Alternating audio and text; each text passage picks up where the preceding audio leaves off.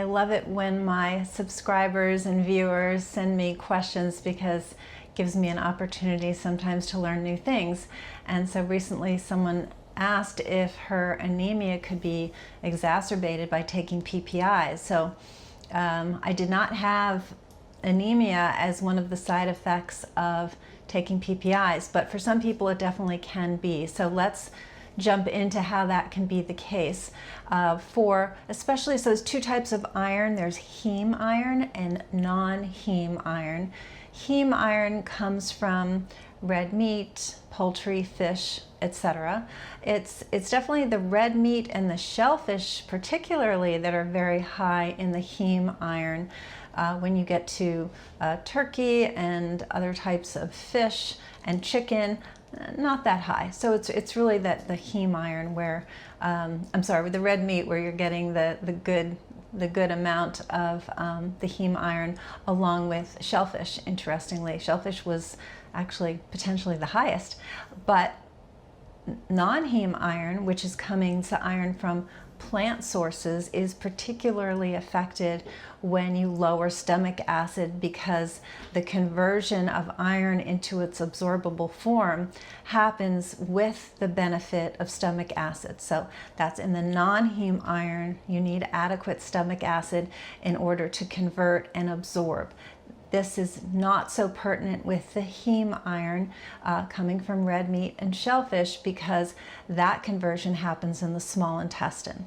So that's that.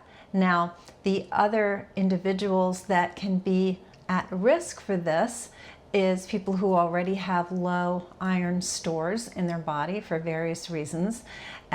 Women who are menstruating and tend to have very heavy periods.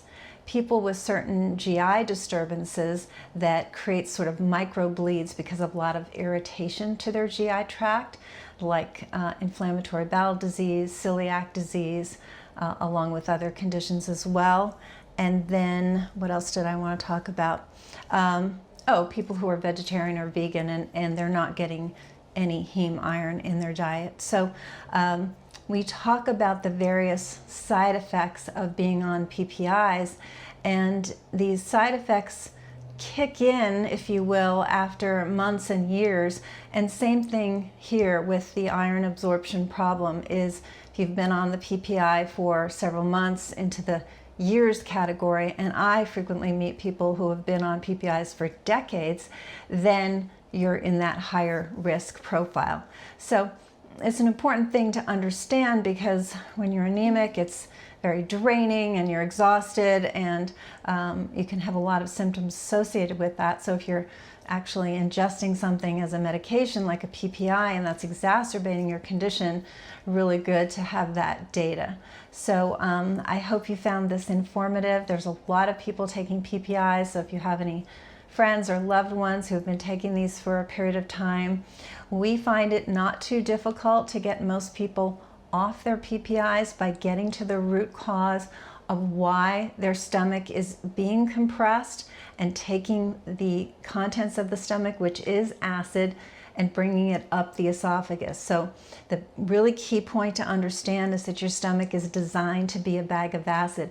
That is its job. After chewing, it's the first place your food goes and starts being digested, and that requires acid. So your stomach is not being bad or wrong by producing acid. The problem is that the stomach's being compressed, and just like a balloon full of water, if you squeeze it, the water's going to shoot out the top. So with your stomach, you squeeze it and the acid is going to come up your esophagus, and that's what's occurring. So what we do here at Root Cause is we figure out why, where is that pressure coming from? It's inflammation, it's increased pressure, but it's being exerted on the stomach incorrectly, such that that acid is moving up, and we get to the root cause of that. And then you don't need an antacid, because then your stomach is relaxed again and it can perform the function that it's designed to perform, which is early digestion of your food, allowing you to absorb certain vitamins and minerals, including iron. And it's very important, because PPIs are also associated with increased risk of heart attack and dementia and osteoporosis and kidney disease and stroke.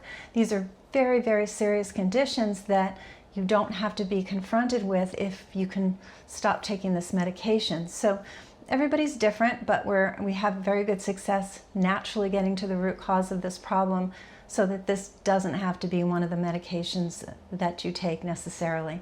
So if you need some help, we're here for you. You can just reach out and give us a call, and we'd be happy to help. If you like the information on this channel, please consider subscribing. Definitely trying to increase the subscribers so that more people can get this information and we can help more people. And if you like this video, give it a thumbs up, share it with anybody you know who might have this problem. Okay, we'll talk soon.